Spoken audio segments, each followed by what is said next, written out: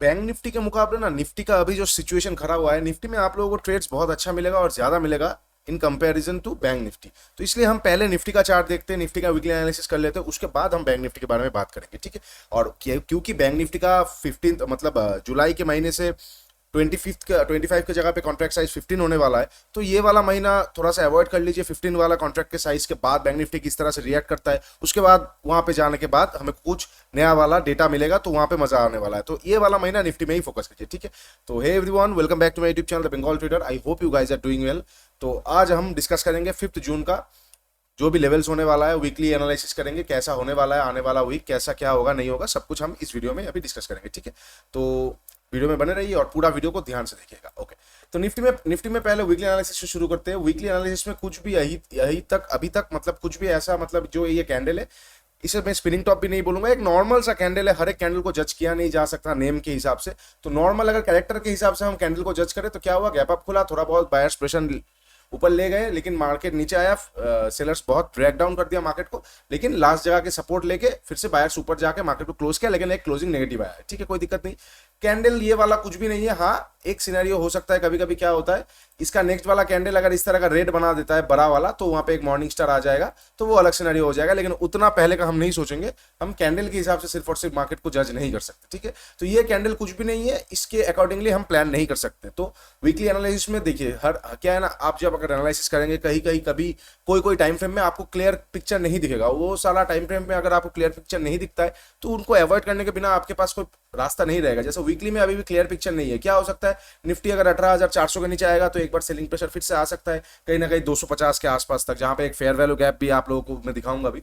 तो ये सारे चीज आपको क्लियर पिक्चर और डेली में दिखेगा। वीकली में बड़ा, ये बड़े पिक्चर्स में वीकली का क्या है ना, बड़ा चार्ट लंबा जा रहा है, छोटा सा एक बड़ा लंबा चार्ट जा रहा है, छोटा सा रिट्रेस करेगा, वो वीकली में क्लियर नहीं आएगा, लेकिन डेली में शायद आपको कुछ अच्छा ट्रेड मिल जाए, ठीक है। तो वीकली में उस तरह कुछ क्रिस्टल क्लियर चीज नहीं है। अच्छा, मंथली में एक बार देख लेते हैं मंथली में क्या कुछ बन रहा है। नहीं, मंथली में तो अभी तो खत्म ही नहीं हुआ है, कैसे क्या कुछ बनेगा हम बोल नहीं सकते, ओके। तो डेली एक बार देख लेते हैं, ठीक है। डेली में देखेंगे तो यहाँ पे कुछ चीजें आप लोगों को समझ में आएगा। जैसे मैं अगर फर्स्ट चीज आप लोगों को बता दूं डेली टाइम फ्रेम में, इसको मैं थोड़ा साइड दे देता हूँ, ठीक है। फर्स्ट चीज जो मैं लास्ट भी आप लोगों के साथ डिस्कस किया था, अगर डिस्टर्बिंग कैंडल बनता है, डिस्टर्बिंग कैंडल किसे कहा जाता है कि एक कैंडल का जो भी बॉडी होगा उस बॉडी के डबल का साइज का वीक होगा, या फिर उस बॉडी के साइज का वीक होगा। मतलब बॉडी अगर 50 पॉइंट का है तो वीक भी एटलीस्ट 50 पॉइंट का होना चाहिए, 45-6 पॉइंट इधर उधर का, ठीक है। वीक जितना बड़ा होगा उतना डिस्टर्बिंग ये कैंडल माना जाएगा, ठीक है।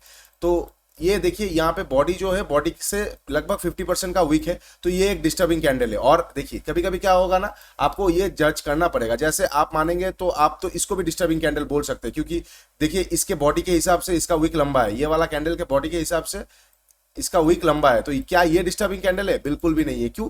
डिस्टर्बिंग कैंडल के लिए उसको बड़ा सा डिस्टर्बेंस करना चाहिए। जैसे ये बड़ा सा रेंज बनाया, डिस्टर्बिंग कैंडल हुआ। छोटा छोटा कैंडल में अगर बॉडी लंबा वीक होगा नहीं चलेगा, हमें बड़ा सा कैंडल चाहिए और लंबा सा वीक चाहिए। इसका सिंपल सा मतलब हो जाता है कि उस दिन दोनों तरफ का बड़ा मूव हो चुका है, सेलर्स भी पैसा कमाए, बायर्स भी पैसा कमाए, तो इस तरह का दिनों में डिस्टर्बेंस क्रिएट होता है। जैसे आप अगर देखेंगे तो ये वाला जो दिन था, एक सेकेंड, ये वाला जो दिन था आपको यहाँ पे क्लियरली दिखेगा, ये जो डिस्टर्बिंग वाला दिन था 31 में, इसमें मैं अगर 15 मिनट पे दिखाऊंगा तो आप लोगों को पता चलेगा। बिल्कुल ये देखिए 31 मई का सेलर्स भी पैसा कमाया, बायर्स भी पैसा कमाया, इसलिए एक डिस्टर्बेंस क्रिएट हुआ है, ठीक है। लेकिन छोटे दिनों में अगर डिस्टर्बेंस होगा तो वहां पे होगा नहीं, ओके।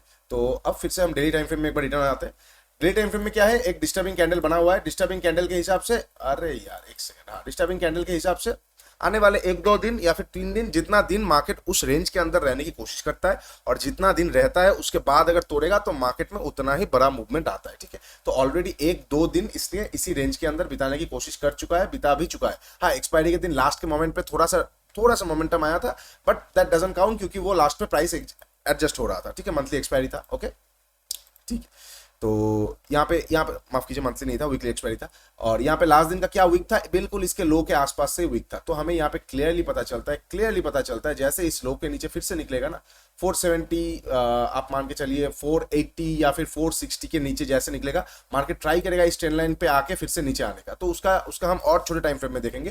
लेकिन सिंपल सा बात यही है कि मार्केट अब तो आपको ये फेयर वैल्यू गैप के नीचे ही सेल करना है, क्योंकि यहाँ तक बहुत इजीली एक बार आ सकता है। अभी चल रहा है 530 में, तो हम 15 मिनट पे जाकर कोई टाइम फ्रेम का एनालिसिस देखेंगे क्या हम ऊपर से शॉर्ट कर सकते हैं कि नहीं, लेकिन डेली टाइम फ्रेम में हमें इतना क्लियर दिख रहा है कि जैसे 480 470 के नीचे निफ्टी निकलेगा, निफ्टी में एक प्रेशर आएगा नीचे की तरफ। ओके, अब ऊपर की तरफ का एक बार देख लेते हैं, ऊपर की तरफ हम कब बाई कर सकते हैं। देखिए ऊपर की तरफ ना, जब तक निफ्टी 600 के ऊपर नहीं निकलेगा प्रॉपरली, हम बाई नहीं कर सकते। हाँ शायद आप बाई ऑन डिप कर सकते हैं, कोई रिवर्सल का ट्रेड आप कर सकते हैं, लेकिन जो प्रॉपर स्विंग बाइंग आएगा ना, ट्रेंडिंग मार्केट बाइंग की तरफ आएगा, वो 603 के ऊपर ही आएगा। ठीक है, अच्छा चलिए एक बार 1 आवर का चार्ट पे देख लेते हैं। निफ्टी देखिए 1 आवर का चार्ट पे देखेंगे तो आपको क्लियर पिक्चर और थोड़ा ज्यादा दिखेगा।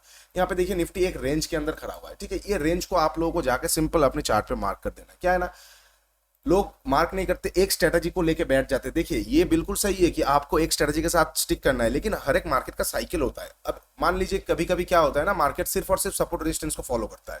ठीक है, वहां पे आपको सपोर्ट रेजिस्टेंस के साथ खेलना है।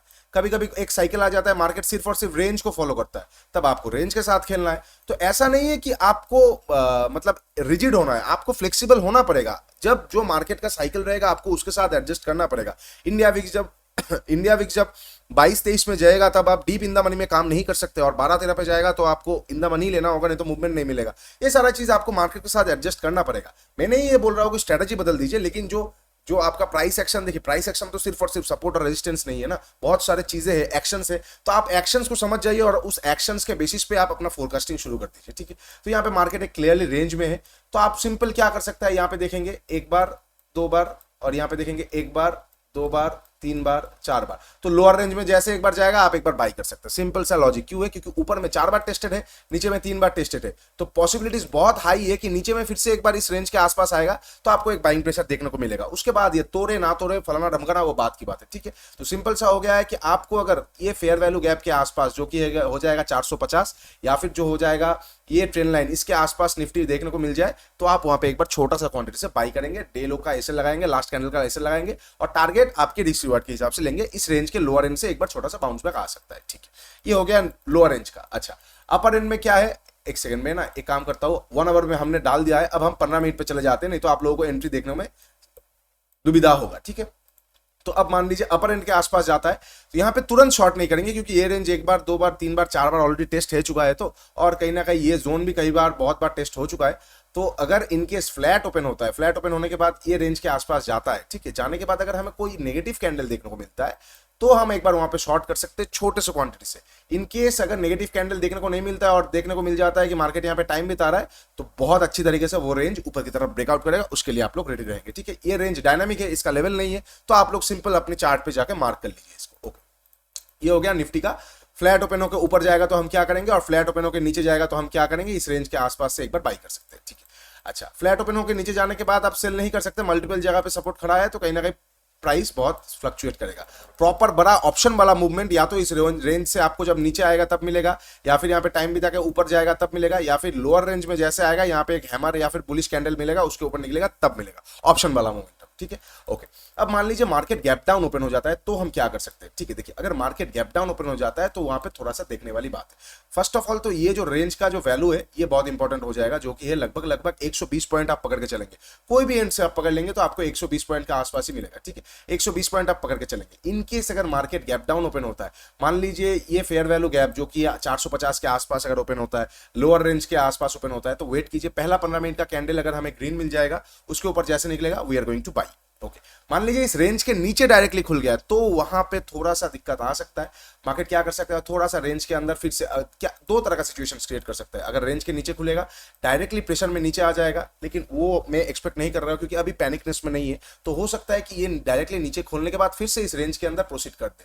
तो उन केसेस में क्या करेंगे हम लोग, अगर गैप डाउन ओपन होगा और रेंज के अंदर घुस जाएगा तो जैसे एक प्राइस एक्शन बना देगा ऊपर की तरफ, हम वहां पे एक बार जैसे इस तरह का कुछ प्राइस एक्शन बना दिया, इस तरह का यहां पे एक बना देगा, तो हम ऊपर की तरफ का बाई साइड का कॉल ले लेंगे। ओके, अब जो पॉसिबल सिनेरियोस हो सकता है, जैसे गैप अप होने का चांसेस बहुत हाई है। डाउ भी हाई था, एसजीएक्स भी हाई था लास्ट दिन में, तो कहीं ना कहीं गैप अप ओपन हो सकता है। तो कहां पे गैप अप ओपन होगा तो हमें अच्छा खासा एक ट्रेड मिल सकता है। ठीक है, मैं इसको अब 600 कर दूंगा क्योंकि गैप अप ओपन हो रहा है, तो ये वाला होने का चांसेस बहुत हाई है, तो ये वाला लेवल आपको ज्यादा काम आएगा 580 से।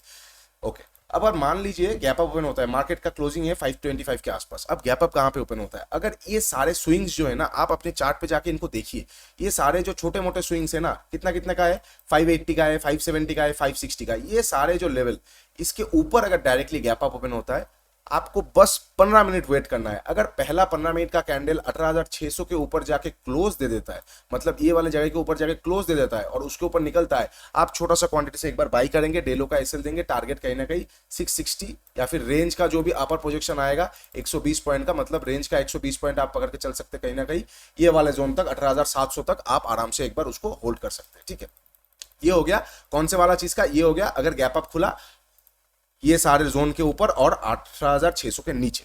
ठीक है, इनकेस अगर 18,600 के ऊपर ही डायरेक्ट गैप अप खुलता है तो हम देखेंगे मार्केट रुक के जाएगा तो लेंगे, नहीं तो नहीं लेंगे, क्योंकि मार्केट फिर वॉलेटाइल हो जाएगा। गैप, क्योंकि इतना बड़ा गैप अप जब खुलेगा तो ये वाले जोन को तो छोड़िए, गैप वाले जोन के सामने से एक बार मार्केट छोटा सा एक बार रिट्रेस करके फिर ऊपर जा सकता है, तो वो वाले हम मौका का इंतजार करेंगे। ठीक है, तो याद रखिएगा अगर गैप अप 18,600 के नीचे खुलता है, पहला 15 मिनट का कैंडल जैसे क्लोज करेगा 600 के ऊपर, पहला हो दूसरा हो तीसरा हो, जैसे कैंडल क्लोज करेगा 18,600 के ऊपर तो आप वहां पे क्वांटिटी बाई करेंगे। ठीक है, देखिए कुछ कुछ सिनेरियोज और समझ लीजिए, अगर डे लो को नहीं तोड़ के आएगा तो क्वांटिटी थोड़ा बढ़ाइए, अगर डे लो को तोड़ के ये फिर घूम के जाता है तो क्वांटिटी घटाइए, तो ये सारी चीज आपको एडजस्ट करना पड़ेगा आने वाले टाइम। ओके, तो ये हो गया निफ्टी का एनालिसिस। अब एक बार थोड़ा सा हम बैंक निफ्टी देख लेते हैं। बैंक निफ्टी में भी एक बार हम वीकली चार्ट देख लेते हैं क्या है बैंक निफ्टी में। नहीं है same to same weekly chart पे कुछ हमें समझने की वैसा कुछ नहीं है, तो ऑल टाइम हाई के ऊपर जाके क्लोजिंग फिर से ऑल टाइम हाई के नीचे आके दे दिया है, तो कहीं ना कहीं छोटा सा एक नेगेटिव प्रेशर आ सकता है बैंक निफ्टी। डेली में एक बार देखेंगे तो सेम डिस्टर्बिंग कैंडल के अंदर ही है, और आज लास्ट दिन का जो कैंडल बना है अगर हम ठीक से देखेंगे निफ्टी में भी जो सेम बना है बैंक निफ्टी में भी वही सेम बना है। इनसाइड कैंडल भी आप बोल सकते हैं, एक इनसाइड कैंडल बना है तो लोअर एंड में अगर तोड़ेगा तो बहुत फास्ट आएगा, ऊपर एंड में तोड़ेगा तो भी कहीं ना कहीं अच्छा खासा मोमेंटम हमें मिल सकता है।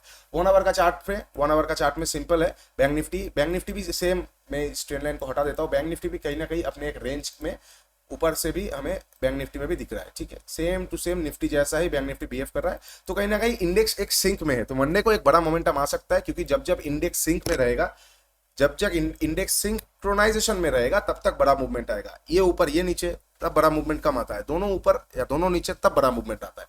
तो इंडेक्स सिंक्रोनाइजेशन में ये बहुत अच्छी बात है।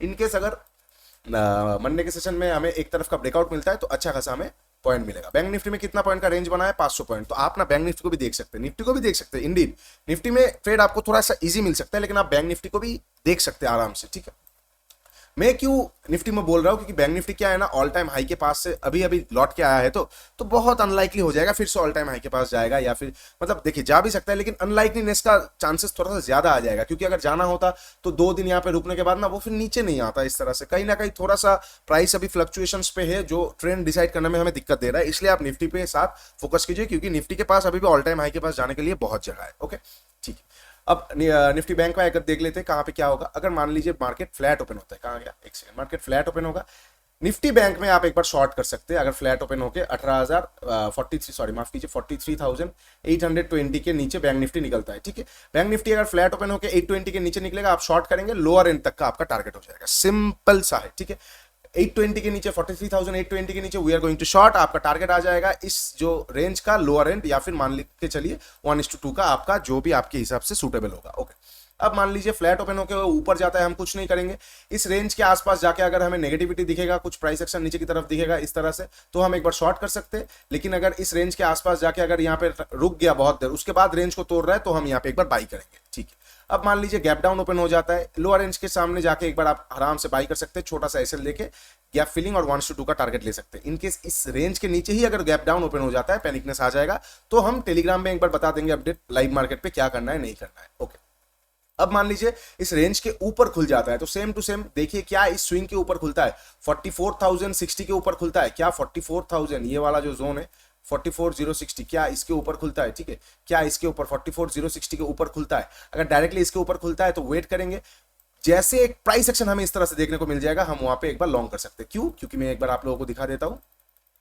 क्या है नहीं है। यहाँ पे एक छोटा सा जोन है, यहाँ पे एक छोटा सा जोन है जो मार्केट को फिर से एक बार नीचे ले आने में कोशिश कर सकता है। तो इनकेस अगर market directly gap up open होता है तो सेंटीमेंट कहीं ना कहीं ठीक है, अगर इस जोन के नीचे से प्राइस एक्शन बन जाता है तो हम बाई कर सकते हैं, अगर इस जोन के ऊपर भी प्राइस एक्शन बन जाता है तो हम बाई कर सकते हैं। और ये जोन कौन सा आ जाएगा, 44,000, मैं लिख भी देता हूं आप लोगों के लिए, 44,150 से लेके 180। ठीक है, 44,150 से लेके 180 इस जोन के सामने नीचे या ऊपर या बीच में कहीं पे भी हमें एक प्राइस एक्शन चाहिए तो हम आराम से बाई कर सकते हैं, ठीक है। तो याद रखिएगा, इन केस अगर इसके जोन के ऊपर ही गैप अप खुलता है तो हमें देखना होगा, उसके लिए हम टेलीग्राम पे आप लोगों के साथ जरूर अपडेट करेंगे, क्योंकि क्या है ना, हर कुछ प्लानिंग वाइज हम पहले से नहीं कर रख सकते, हम कर सकते हैं, लेकिन मार्केट अगर डायरेक्टली बहुत बड़ा गैप डाउन ओपन हो जाता है तो हमें कहीं ना कहीं वहां पे कॉम्प्रोमाइज करना पड़ता है, ठीक है। तो आशा करता हूँ वीडियो अच्छा लगा है तो प्लीज लाइक शेयर और सब्सक्राइब कीजिए। ये धन का प्लेटफॉर्म है, यहाँ पे सब कुछ मुझे ऑप्शन चेन से लेकर सब कुछ इजीली मिल जाता है, तो इसलिए मैं यहाँ पे ट्रेड करता हूँ। आप लोग भी एक बार जाके चेक कर सकते हैं, नीचे लिंक दिया हुआ है, चेक कर लीजिए। आने वाले टाइम में आप लोगों को भी बहुत मजा आने वाला है, क्योंकि धन बहुत सारा फीचर्स अपना एड ऑन कर रहा है। तो I like this broker very much, क्योंकि मैं 3 महीने से कर रहा हूँ, अभी भी कोई भी दिक्कत मुझे हुआ नहीं। एनीवे, तो लाइक शेयर और सब्सक्राइब कीजिए। नीचे इंस्टाग्राम और टेलीग्राम का लिंक दिया हुआ है, जाके एक बार जुड़ जाइए। मिलते हैं नेक्स्ट वीडियो में और कल मिलेंगे, ठीक है। और मेरा लाइव ट्रेडिंग जो भी आएगा 10 जून के बाद से ही आएगा, थोड़ा सा कुछ पर्सनल काम है तो इसलिए 10 जून तक मैं पूरी तरीके से मार्केट पे नहीं हूँ। ट्राई करूंगा मैं आप लोगों के साथ कुछ बड़ा अगर मूवमेंट आएगा तो इंस्टाग्राम और टेलीग्राम पे शेयर करने के लिए। तब तक के लिए ये लेवल वीडियो आपको बहुत काम आने वाले हैं। चलिए आज के लिए इतना ही, take care and bye bye.